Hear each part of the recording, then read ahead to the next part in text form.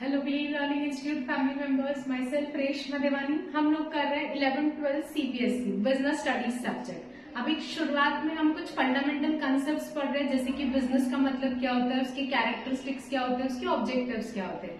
ठीक है, last class में एक क्विक रिकैप बता देती हूँ। मैंने आपको लास्ट क्लासेस में ये पढ़ाया है कि ह्यूमन एक्टिविटीज दो पार्ट में divided, non economic and economic.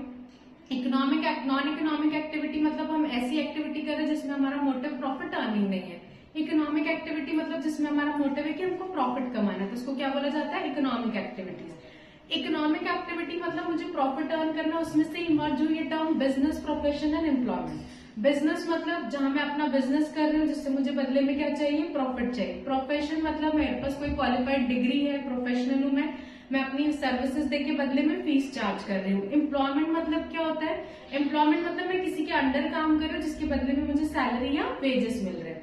अब उसके बाद मैंने आपको पढ़ाया कि बिजनेस की कैरेक्टरिस्टिक्स क्या होते हैं। जैसे कि मैंने आपको बोला बिजनेस इंपॉर्टेंट टॉपिक है, कोर टॉपिक है, तो पहले उसको डिटेल में समझ लो, क्योंकि आप सब्जेक्ट बिजनेस स्टडीज पढ़ रहे हैं। तो बिजनेस का मतलब क्या होता है उसको डिटेल में समझ लीजिए। मैंने आपको characteristics of business last class में पढ़ाया। कैरेक्टरिस्टिक्स ऑफ बिजनेस में हमने पढ़ा इकोनॉमिक एक्टिविटी, प्रोडक्शन और procurement of goods and services, sale और exchange of goods and services, dealing in goods and services, profit earning, uncertainty of return and element of risk. आज का हमारा topic है objectives of business. What are the objectives of business? समझ तो गया ma'am कि business यानी state of being busy in some economic activity, कि हमको प्रॉफिट अर्न करना है। हमारा मोटिव होता है इकोनॉमिक एक्टिविटी, प्रॉफिट अर्न करना है, sale of goods and services करेंगे, ये सब समझ गया। अब अल्टीमेट ऑब्जेक्टिव क्या होता है कि हम बिजनेस क्यों कर रहे हैं? इतना तो शॉर्ट टर्म में समझे कि प्रॉफिट अर्न करना है, मार्केट में टिकना है।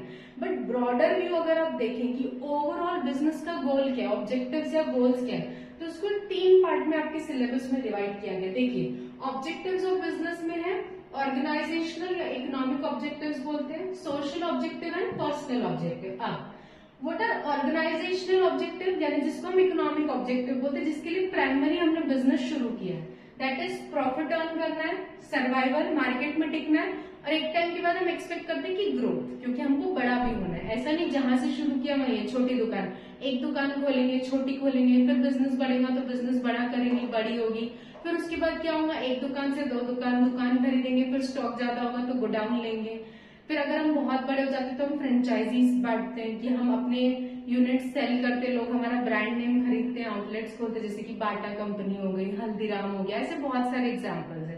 That is called growth. ठीक है, नेक्स्ट सोशल ऑब्जेक्टिव। आप बिजनेस कर रहे हैं, आपको समझ में आएगी भाई मुझे प्रॉफिट कमाना है, बट इसके अलावा भी बहुत सारे ऑब्जेक्टिव्स होते हैं ना, कि भाई ऐसा थोड़ी कि आपको प्रॉफिट करना है तो आप कस्टमर्स को ठग दोगे, आप कस्टमर्स को क्वालिटी प्रोडक्ट नहीं दोगे, महंगे दामों पे प्राइसेस पे चीजें बांटोगे, ब्रांडेड चीज की कॉपी बना के बेचोगे बट प्राइस ब्रांडेड चार्ज करोगे।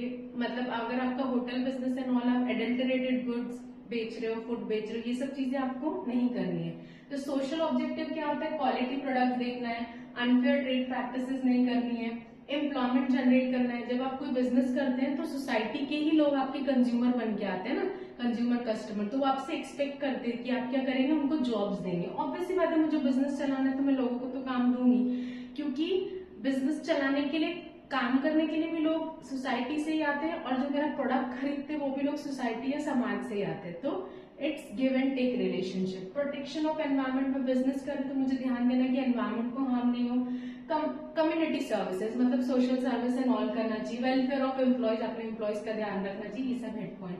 पर्सनल क्या होते हैं, good and healthy working condition, competitive salary, personal growth, job security, financial and non financial incentive, peer recognition. अब ये कीवर्ड्स मैंने आपको बताया, अब मैं आपको डिटेल में ये पॉइंट्स पढ़ के समझाती हूँ। इजी सा टॉपिक है, व्हाट आर द ऑब्जेक्टिव, ये तो एकदम बेसिक है, ये आपको ऐसे ही समझ जाएगा। ठीक है, फिर भी मैं आपको कीवर्ड्स पढ़ के सुनाती हूँ। ठीक है, ऑर्गेनाइजेशनल और इकोनॉमिक ऑब्जेक्टिव्स क्या है? सबसे पहला profit earning. Every entrepreneur undertake business activity primary to earn. हर बिजनेस ऑर्गेनाइजेशन क्यों अंडरटेक कर रहा है बिजनेस एक्टिविटी, हम बिजनेस करें क्यों नहीं, क्योंकि प्राइमरी मोटिव तो है कि मुझे प्रॉफिट अर्न करना है। नो बिजनेस कैन सर्वाइव, जैसे मैं आपको समझा रही थी कल जब मैं बिजनेस के कैरेक्टरिस्टिक्स समझा, हमको समझता है कि बिजनेस स्टार्ट करें तो शुरू से ही प्रॉफिट नहीं होने लगेगा। हो सकता है शुरू में आपको आपकी जेब से पैसा भरना पड़े, रेंट देना पड़े, लोगों को, एम्प्लॉयज को पैसा देना पड़े, बट एक लिमिट तक के आप दोगे ना। लॉन्ग रन में आप इसे सालों साल नहीं बोल सकते कि नहीं प्रॉफिट नहीं हो रहा है फिर भी मैं दुकान खोल के बैठा हूँ या बिजनेस खोल के, ऐसा नहीं होता है। लॉन्ग रन में मार्केट में टिकने के लिए आपको प्रॉफिट चाहिए ही होता है। अब business needs profit not only for its existence, आपको प्रॉफिट चाहिए एग्जिस्टेंस के लिए, मार्केट में टिकने के लिए, but also for expansion and diversion. आपने बिजनेस स्टार्ट किया था ऐसे थोड़ी सोचते, छोटी दुकान चालू किया इतना कमाने चलेगा, हर बिजनेसमैन यही सोचता है आज छोटे से चालू किया बट आगे बड़ा होना है, तो उसके लिए भी आपको प्रॉफिट चाहिए। Next, survival. Every business aims to ensure that it continue to survive and exist in future. हर कोई समझे चलो दुकान खोलते बंद करने के लिए, ऐसा कोई नहीं बोलता है। चलो बिजनेस चालू करते, बड़ा सा इन्वेस्टमेंट करते, फिर डुबा देंगे, फिर लॉस कर देंगे, ऐसा कोई बिजनेस नहीं खोलता है। हर बिजनेसमैन बिजनेस खोलता है यही मोटिव से कि पहले मैं खोलता हूँ, धीरे धीरे छोटा बिजनेसमैन छोटा इन्वेस्टमेंट करके धीरे धीरे मैं बढ़ाऊंगा जैसे जैसे मुझे प्रॉफिट है। और मैं सबसे मेन मोटिव होता है बिजनेस चालू करना, प्रॉफिट अर्न करना, फिर मार्केट में अपनी पोजीशन बनाना, फिर लेटर ऑन आप क्या करते हैं अपनी ब्रांचेस। कोई भी बिजनेस से आता और फट से ब्रांचेस चालू करना नहीं। आप किसी की भी स्टोरी ले लीजिए, आप रिलायंस लिमिटेड की ले लीजिए, आप हल्दीराम की ले लीजिए, आप टाटा ग्रुप की, किसी की भी स्टोरीज आप नेट पे पढ़ लीजिए, हर किसी ने छोटे से शुरू किया फिर बड़ा हुआ है, ठीक है। Next, growth. अब हर इंसान ह्यूमन नेचर होता है, हमारी वॉन्ट्स क्या होती है, अनलिमिटेड।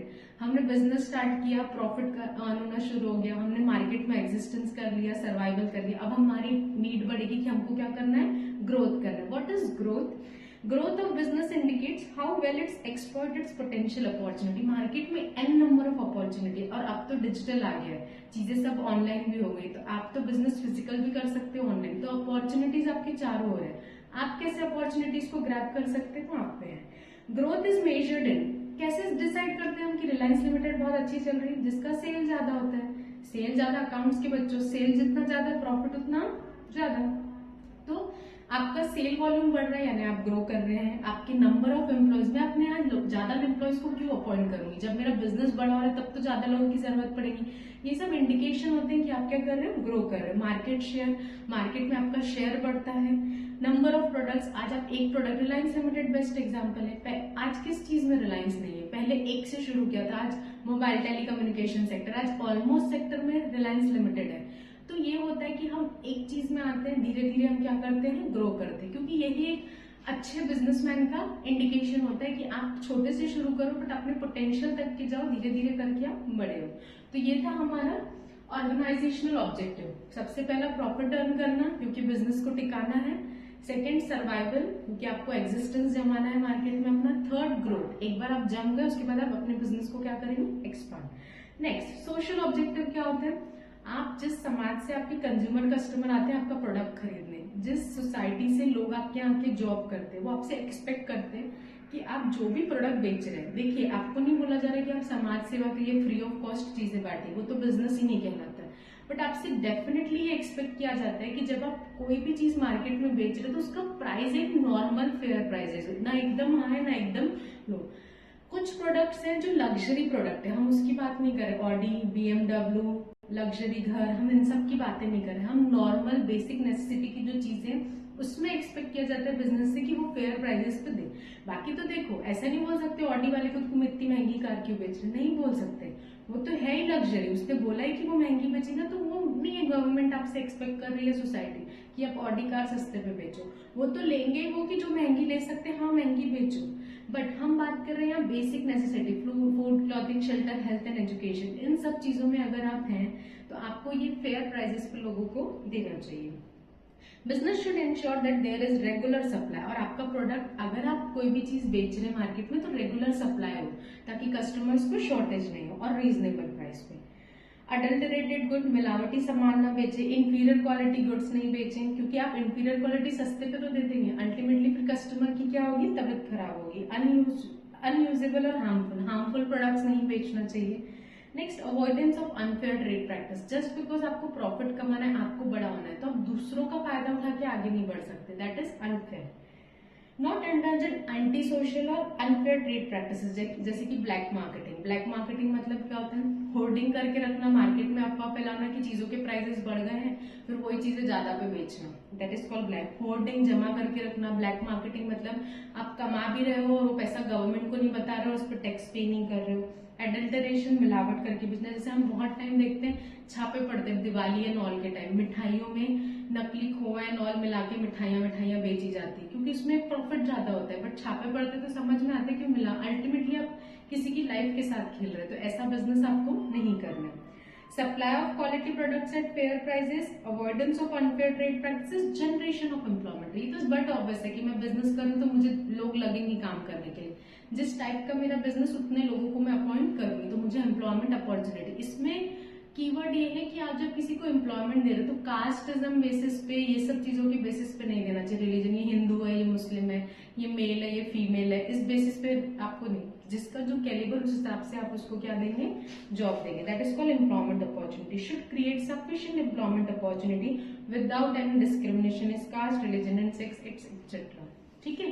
प्रोटेक्शन ऑफ एनवायरमेंट, आप बिजनेस कर रहे हैं, डेफिनेटली जहां भी आप बिजनेस कर रहे हैं, आपकी फैक्ट्री है, आपका ऑफिस है, जहां से भी आप मैन्युफैक्चरिंग कर रहे हैं, सेल कर रहे हैं, ऐसा है कि अपनी फैक्ट्री का कचरा निकाल के बाहर फेंक दिया, वहां पे कचरा और लोगों की तबीयत खराब हुई। आपकी फैक्ट्री से आप कुछ भी मैन्युफैक्चरिंग कर रहे हैं, हार्मफुल केमिकल्स आप बाजू वाली नदी में छोड़ दे रहे हैं। जनरली ऐसा होता है, हम लोग ये स्कूल टाइम में भी पढ़ते हैं कि विलेजेस एंड ऑल में फैक्ट्रीज खोली जाती है, उसमें से गंदा वेस्ट पानी हम नदियों में छोड़ देते हैं, वही पानी विलेज एंड टाउन वाले यूज करते हैं अपने घरों में विदाउट फिल्टरेशन, और फिर वो क्या होते हैं, बीमार पड़ते। तो ये सब हमको नहीं करना है। Business enterprise to take all reasonable step to protect and check. हम नहीं बोल रहे कि समाज सेवा में झंडा लेके घूमना, बट एटलीस्ट आप जहां है वहां एनवायरमेंट को आप हार्म नहीं करें। थोड़ा पैसा खर्चा होता है चीजों में जब आप पॉल्यूशन कंट्रोल चीजें लगाते हैं अपनी फैक्ट्री या जगह पे, बट आपका ये करना फर्ज है क्योंकि आप वो ये आप प्रॉफिट किसी और के कॉस्ट पे नहीं कमा सकते। It must make proper arrangement for disposal of effluent, जो भी वेस्ट होता है। हेलो एवरीवन, रेशमा देवानी। आज बात करते हैं पावर ऑफ इंट्यूशन के बारे में। What is power of intuition? Power of intuition मतलब, तो हम बात कर रहे थे प्रोटेक्शन ऑफ एनवायरमेंट के बारे में।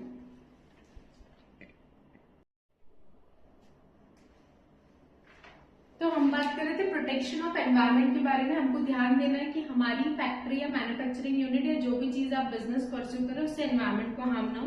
कम्युनिटी सर्विस, इसमें आप क्या कर सकते हैं, like setting up schools and, जैसे होते हैं ना बड़े बड़े रिलायंस लिमिटेड, टाटा, ये लोग बड़े बड़े ट्रस्ट चलाते हैं जिनके अंदर हॉस्पिटल्स आते हैं, स्कूल्स आते हैं। आपको नहीं बोला जा रहा कि आप छोटे बिजनेस हो उसमें से पूरा दे दो समाज सेवा में, but if you are in a position कि आप कम्युनिटी को कुछ दे सकते हैं, समाज के लिए कुछ कर सकते हैं, अच्छा आप रोड बना सकते हैं, गार्डन्स बना सकते हैं, जो जनरल पब्लिक को काम है, गवर्नमेंट हॉस्पिटल्स बना सकते हैं जहाँ पे फ्री में लोगों का इलाज हो, तो ये सब चीजें आपको कम्युनिटी सर्विस के अंडर करना चाहिए। Welfare of employees, happy employees are the real asset of the organisation. हमेशा एक बात याद रखिए, आपके एम्प्लॉयज जितने खुश रहेंगे वो उतना अच्छा काम करेंगे और अल्टीमेटली आपका सेल एंड ऑल बाकी सब चीजें अच्छे से चलेगी। तो आपको अपने एम्प्लॉयज का बहुत ध्यान रखना चाहिए। आपके एम्प्लॉयज का ध्यान रखना है, इसका मतलब ये नहीं कि आप अपना पूरा प्रॉफिट उठा के एम्प्लॉयज को सैलरी दे दें, बट डेफिनेटली जहां नीडेड है, अगर उन्होंने अच्छा काम किया तो अप्रिसिएशन दीजिए, बोनस दीजिए, प्रमोशन दीजिए, उनके वेलफेयर के लिए अच्छी वर्किंग कंडीशंस रखिए,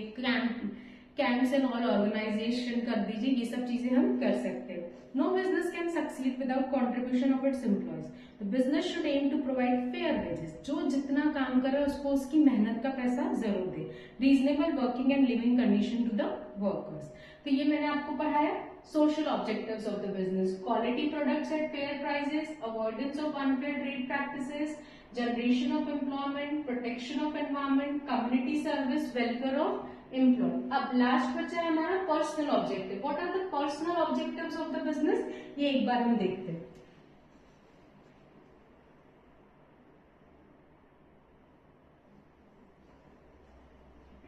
personal objectives of the business बहुत इजी है। ये पर्सनल ऑब्जेक्टिव जो यहाँ लिखे है उसी को समराइज पॉइंट पे बता देती हूँ। ह्यूमन और पर्सनल और इंडिविजुअल ऑब्जेक्टिव्स क्या होते हैं बिजनेस के? To provide healthy working condition, good and healthy working condition हमको क्या करना है, अपनी एम्प्लॉयज को देनी है। कॉम्पिटिटिव सैलरी, जो जितना काम कर रहा है वो सैलरी, इससे रिलेटेड ही है। पर्सनल गोल, आपके एम्प्लॉयज इन जो भी आपके लिए काम कर रहे हैं उनको बिल्कुल मौका दीजिए कि अगर वो कैपेबल है तो उनको उनकी लेवल का ग्रोथ मिलना चाहिए।